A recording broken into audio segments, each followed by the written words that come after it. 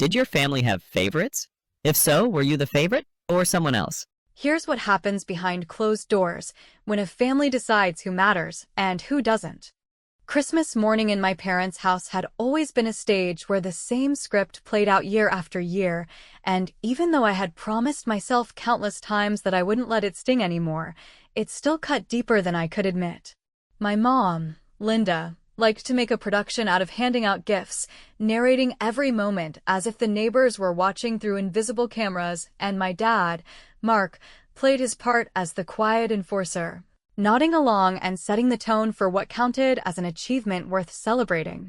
And then there was Jason, my younger brother, who was positioned right in the spotlight like he had been chosen by the universe itself, while I was cast as the background character whose role was to clap politely and not disturb the show. That morning I sat on the couch clutching a mug of coffee that had gone lukewarm, pretending to be absorbed in the wrapping paper littering the floor, while Jason leaned forward with the kind of grin that comes from knowing a surprise is meant for you. Mom walked in holding a little box, not even wrapped because apparently wrapping paper wasn't necessary when the real gift was so dazzling it didn't need embellishment. She dangled the keys in front of Jason's face and said, with tears of pride threatening to spill over, "We're so proud of him." Proud, as if Jason had cured cancer instead of barely scraping by at a sales job he'd already nearly lost twice for not showing up sober. The room erupted in claps and cheers, as if she had just announced the birth of a royal heir, and Jason laughed, stood up, hugged both parents, and muttered something about how he deserved it after the year he had. Meanwhile, I sat there with my name unspoken, as if I had been temporarily erased from existence. No one asked about the promotion I had earned in October, the late nights I had put in while juggling the tail end of student loans, or even the fact that I had paid for the groceries during Thanksgiving when Dad's card conveniently wouldn't swipe. What I got instead, handed over in a plain envelope, was a $50 gift card to a chain store where my parents knew I never shopped. "So you can get something nice for yourself," Mom said without irony, before quickly turning back to Jason to ask what color car he wanted and if he had already thought of a name for it, because apparently cars were family members now while daughters were, well, daughters were whatever was left over. I kept quiet, partly because I had learned long ago that pushing back would only earn me the label of jealous, and partly because I knew what was waiting in my bag by the chair.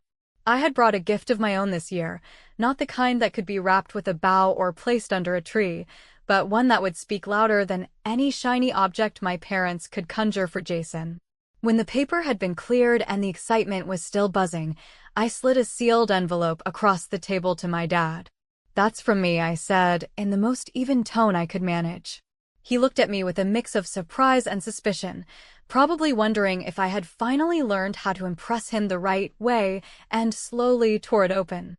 The moment his eyes hit the first line, I saw his whole expression drain, like blood leaving a face. He looked from the paper to me and back again, the room suddenly silent except for Jason laughing in the corner at some inside joke no one else had heard. Mom leaned in, asking what was wrong, but Dad didn't answer.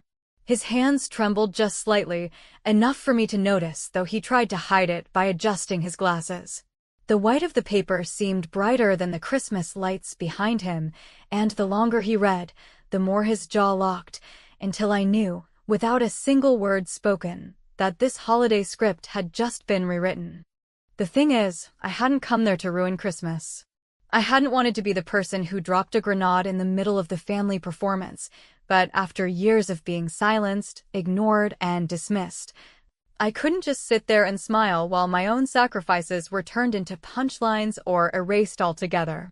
I had spent weeks deciding how to handle it, whether to keep quiet one more year or finally let the truth out, and when Dad looked up at me with that pale, frozen face, I knew the decision had already been made.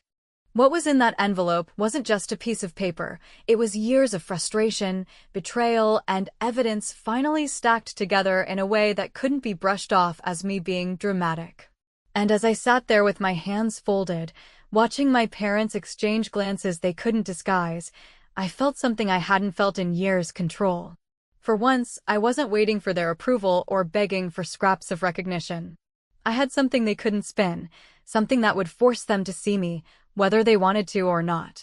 And here's the question that probably keeps people up at night when they hear this story. When Dad tore the envelope open and his face went white, do you want to know what he saw?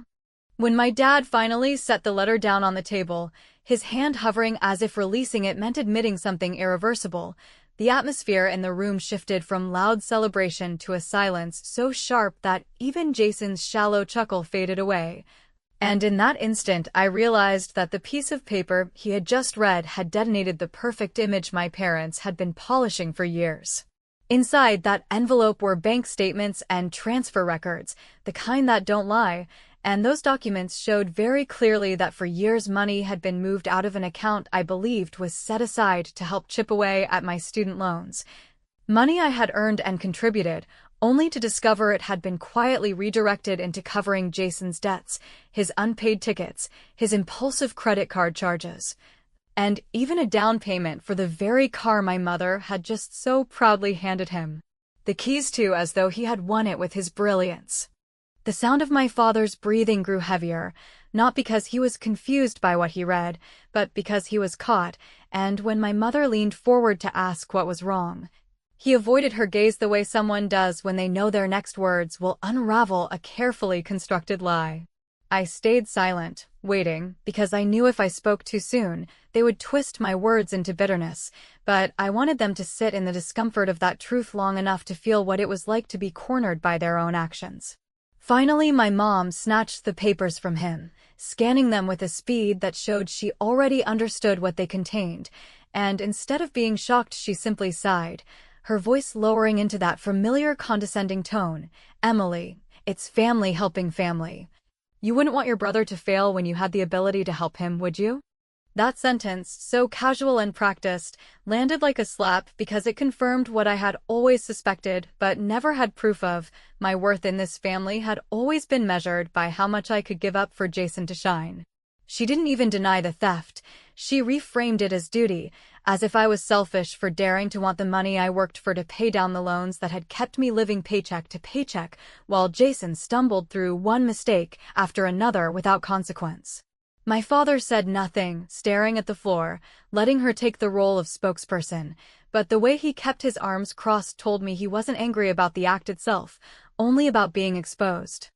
Jason, predictably, tried to laugh it off, shrugging in his seat and mumbling something about how I should be proud of him for making good use of the money since now he had a car that would open doors, as though burning through my hard-earned income to give him more mobility was some grand family investment.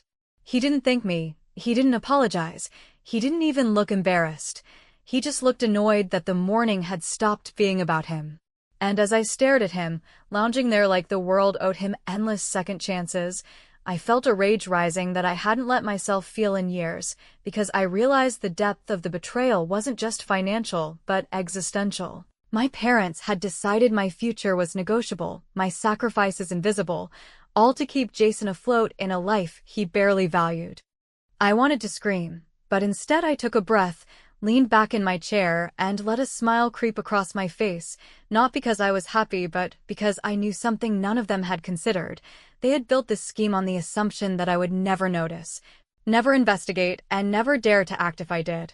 What they didn't realize was that I had been preparing for this moment ever since I noticed the first suspicious transfer a year earlier, and while they thought I was being passive, I had quietly gathered every piece of evidence I needed. They had underestimated me, and now the weight of their arrogance was beginning to crush them. Jason tried to make another joke, something about how maybe he'd take the new car to Vegas for New Year's, as if mocking me was still safe, and that's when I leaned forward, looked him straight in the eyes, and said, in a voice calm enough to unsettle everyone at the table, "That's funny, because I already canceled your insurance last week." The room froze. My mom's eyes went wide, my dad finally looked up, and Jason's smirk collapsed into a grimace, because he realized that I wasn't bluffing, that I had been a step ahead of them in ways they hadn't imagined. The silence that followed was heavy, almost unbearable, but I let it hang there, because for the first time in years I wasn't the one explaining myself. I wasn't the one begging to be heard. I was the one holding the leverage. And in that silence, while Jason muttered something under his breath about how I was being dramatic, I knew the balance of power had shifted. even if only slightly, and that terrified them more than the letter itself. They thought I had played my whole hand by revealing the stolen money, but what they didn't know was that I still had more, and the longer they sat there stunned, the more they began to sense it. I didn't say anything else. I just let Jason stew in the reality that his gift came with strings he hadn't counted on, and let my parents stew in the knowledge that I was no longer playing the silent, grateful daughter. The car keys lay on the table, suddenly heavier than before, and in that moment Christmas morning became something else entirely. Not a celebration, not even an argument, but the beginning of an unraveling none of them could stop. And the question that lingered, unspoken but hanging in the room as everyone avoided each other's eyes, was simple. If this was only the first envelope, what else was I hiding? The next few days after Christmas carried the kind of strained silence that follows an earthquake, when nothing looks broken at first glance, but every creak in the floorboards reminds you the ground beneath is no longer stable. And while my parents tried to move on as if the morning had been just a minor family squabble, I knew the truth had already split open the foundations of their carefully maintained story. I had spent long nights before that morning gathering financial records, printing copies, and highlighting transfers that never made sense, and now that those documents were out in the open, I felt a mix of dread and exhilaration. Because finally I had proof that I hadn't been paranoid or dramatic all these years, but I also knew that exposing it would make me the villain in a family narrative that had always demanded silence from me. I began combing even deeper through the files I had already collected, noticing patterns I had overlooked before, like the fact that multiple family support withdrawals matched perfectly with Jason's hospital visits after his bar fights, or with sudden upgrades to his apartment that he claimed were paid for by a friend, when in reality it was my own money dressed up as charity. The more I read, the angrier I became, because I realized this wasn't just about my loans being delayed or my savings evaporating. It was about years of my life traded away without consent. Hours at work that I thought were building stability, only to discover they were used to build a safety net for someone else's recklessness. I remembered one specific night when I skipped a medication refill because I needed that extra $100 to make rent, only to now find out that same week Jason had ordered bottle service at a club, and my parents had quietly transferred the funds to cover his overdraft. That realization didn't just hurt, it hollowed me out, because it proved that my well-being had never been the priority, not once. When I finally confronted my parents with the full list, sitting them down at their kitchen table the way you might sit down two teenagers caught stealing from a store, they looked at me with expressions that were almost rehearsed, as though they had already discussed how to respond. My mother crossed her arms and said it was complicated, that money flows differently in families, and my father muttered about how I was exaggerating things that had been done for the greater good. But the moment I pressed on specific details, the loan taken out in my name without consent, the missing healthcare funds, the retirement account suddenly drained, the excuses became clumsier, their voices sharper. And it became painfully clear that they weren't denying what they had done, they were only angry that I had found out.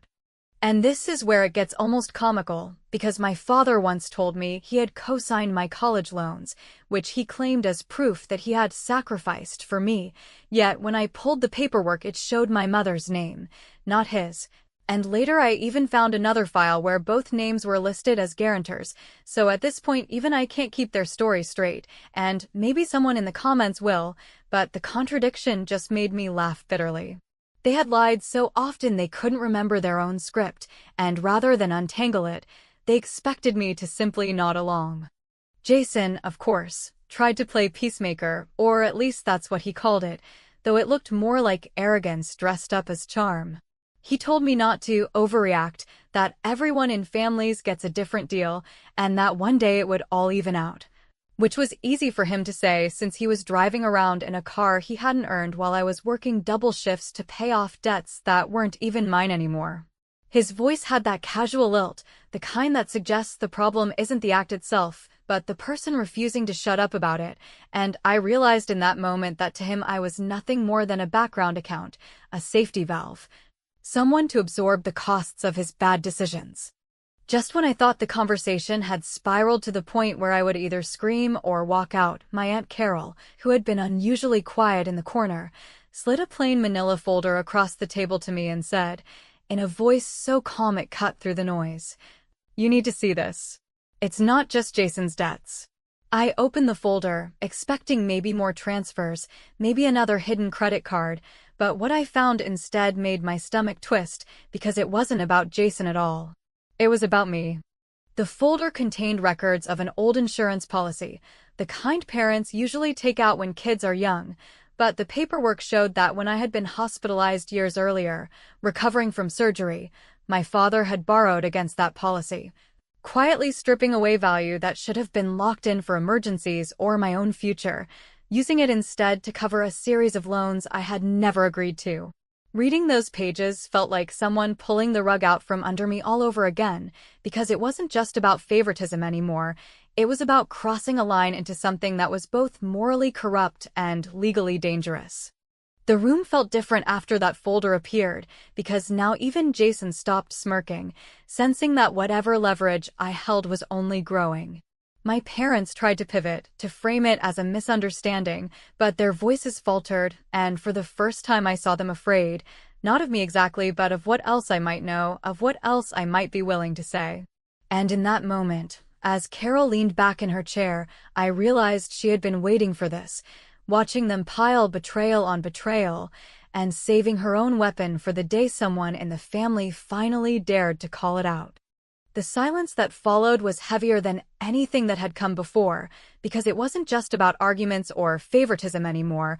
It was about exposure, about the possibility that their choices could have consequences beyond family drama. And as I sat there staring at the folder in front of me, one question circled my mind and refused to let go. If this wasn't just Jason's debts, then how deep did their betrayal really go?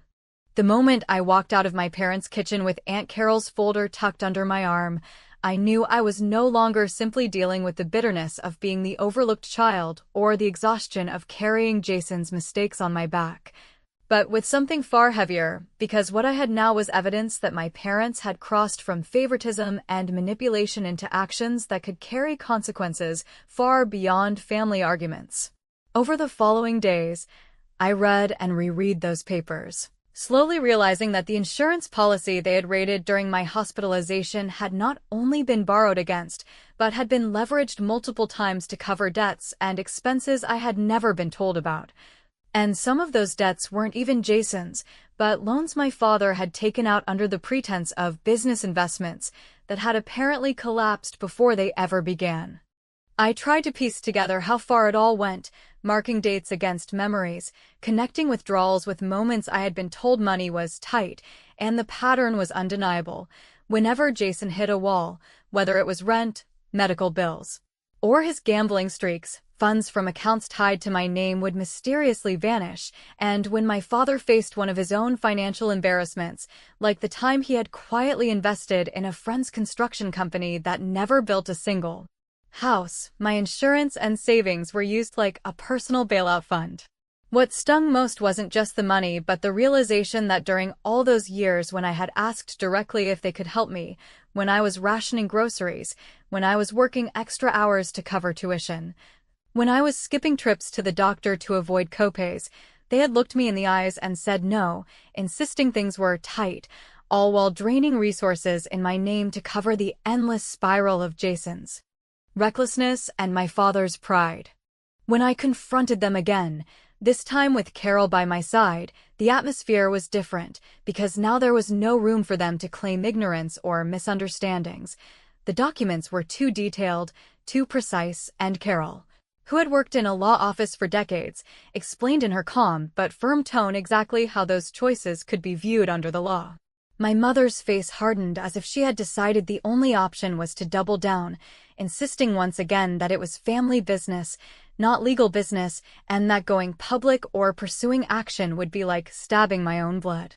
My father, however, shifted in his chair, his silence more telling than any defense he might have offered, because he knew that Carol wasn't bluffing, and he also knew I was no longer willing to swallow their lies in the name of keeping the family together.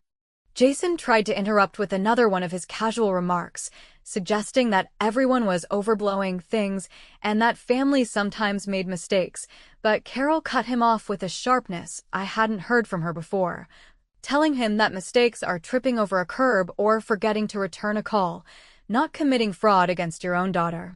That single line silenced him in a way I never could, because for the first time he was forced to hear from someone outside the triangle of parents and golden child that his entire life of rescue missions wasn't just indulgence, but theft.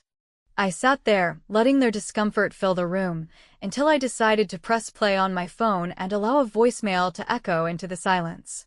It was a recording I had kept for months, one I wasn't sure I would ever use, but in that moment it became the nail in the coffin of their defenses. The message was from my father, his voice slurred late at night as he spoke to a friend about how both kids were good for bleeding, but Jason needed it more, laughing as if my life, my savings, and my future were nothing more than chips on a poker table he controlled. The room went cold as the words filled the air, my mother's hands trembling slightly, though she tried to keep them still, Jason staring at the floor, and my father finally raising his head to look at me with an expression that wasn't anger or denial, but something closer to fear. The power shifted in that moment, not because I shouted or demanded apologies, but because I no longer needed to. They all knew the truth was out, that the years of manipulation could no longer be framed as family duty or exaggerated storytelling, and that I held not just the evidence, but the willingness to act. Carol leaned toward me and whispered that I had options, real ones, options that could change the balance forever, but she also cautioned that choosing them would mean burning bridges completely, because once I stepped beyond the private sphere into the public or legal one, there would be no return to pretending we were just a normal family with some disagreements. I left that day with the papers and the voicemail, and as I drove away, I thought about the stakes that now loomed over me. It wasn't simply about recovering money or forcing Jason to face accountability. It was about deciding whether I would finally free myself from the chains of silence my parents had tied me with for decades, even if it meant tearing the last threads of family connection to shreds. The weight of that choice pressed down on me, but beneath it all was a sense of clarity I hadn't felt before, a clarity that came from knowing I had already survived years of being invisible. So perhaps surviving the fallout of speaking the truth would be less terrifying than continuing to live erased. The next holiday gathering was only days away, and while my parents were still preparing for it as though nothing had changed, sending out invitations and decorating the house, I knew that this time the script would not end with Jason smiling in the spotlight and me sitting quietly in the shadows. Because now, with Carol standing behind me and the evidence in my hands, the stage was set for something they had never expected, a confrontation not in whispers or behind closed doors, but in front of the entire family, where silence would no longer protect them. And the thought that lingered with me as I prepared for that gathering was not whether I could go through with it, but whether they had even begun to imagine what it would mean when their secrets became everyone's knowledge. New Year's Day arrived with the kind of brittle atmosphere that clings to a family gathering when too many truths have already surfaced and everyone knows more are waiting, yet no one dares to name them aloud. And as I walked into my parents' house that evening, carrying the same folder Carol had handed me and my phone with the voicemail saved and ready, I realized I wasn't walking into a celebration, but into a courtroom where the jury was made up of cousins, uncles, aunts, and neighbors who had always admired my parents as the image of stability and respectability. The table was set, the food was out, and the decorations screamed tradition and togetherness, but beneath the laughter there was a nervous hum, because the tension from Christmas had leaked into phone calls and whispers, and everyone suspected that the golden family picture was beginning to crack.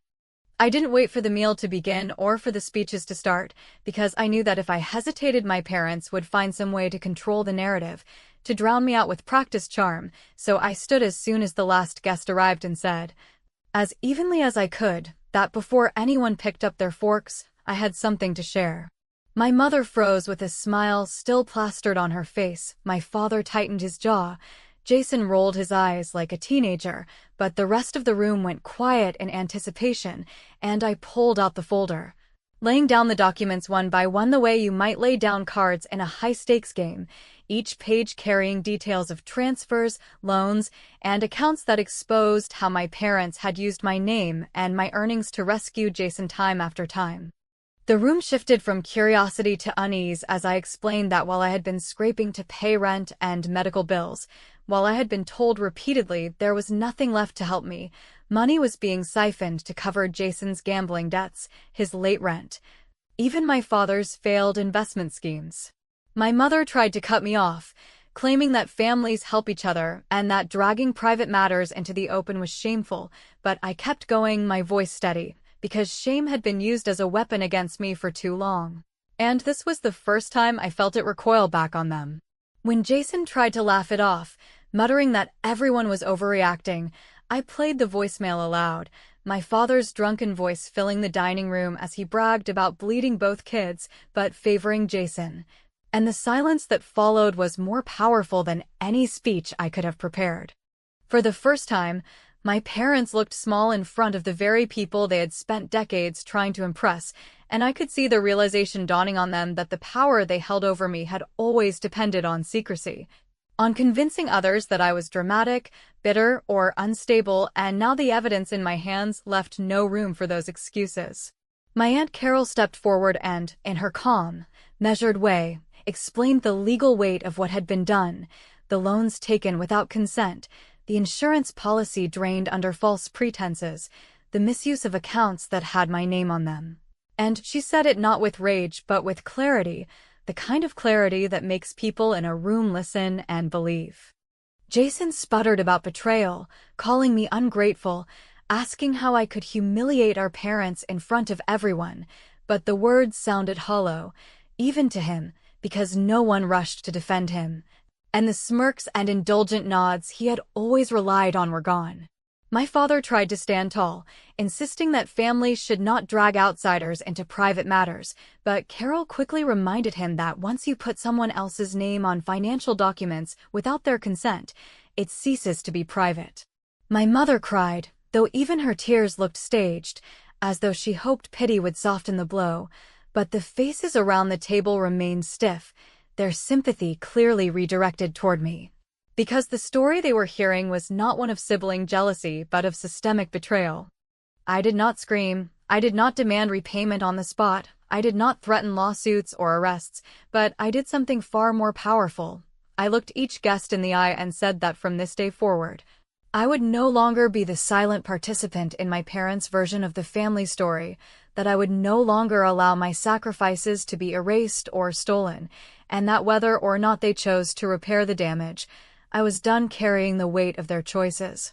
I told them that I had lived for years in a shadow where my needs were always secondary, but that shadow ended tonight, because once light is let in, it cannot be put back in the dark. Jason tried to speak again, but this time no one listened, and when he realized the room no longer belonged to him, he pushed back his chair and stormed out, the keys to his car clattering to the floor as if mocking the idea that he had ever been gifted anything at all. My father's face was pale, my mother's tears dried into silence, and the rest of the family sat in stunned quiet, absorbing the truth. I gathered my folder, slipped my phone back into my pocket, and with Carol beside me, I walked out into the night, leaving them to reckon with the ruins of their image. As I drove away, I did not feel triumphant in the way I had once imagined. I felt lighter, freer, as though a weight I had carried for decades had finally been set down, and yet there was still an emptiness, because exposing the truth had cost me something that could never be restored. I had severed ties that might never be rebuilt, and, while I did not regret it, I understood that freedom often comes with loneliness. But beneath that loneliness was a deeper satisfaction, one that came from knowing that I had chosen myself at last, that I had stopped allowing my own life to be sacrificed in the name of someone else's mistakes. And here's the part that I've never stopped thinking about. As I left, Carol leaned toward me and said quietly that she, too, had brought a letter, one that revealed something even my parents didn't know, but that she had held it back, waiting for the right moment.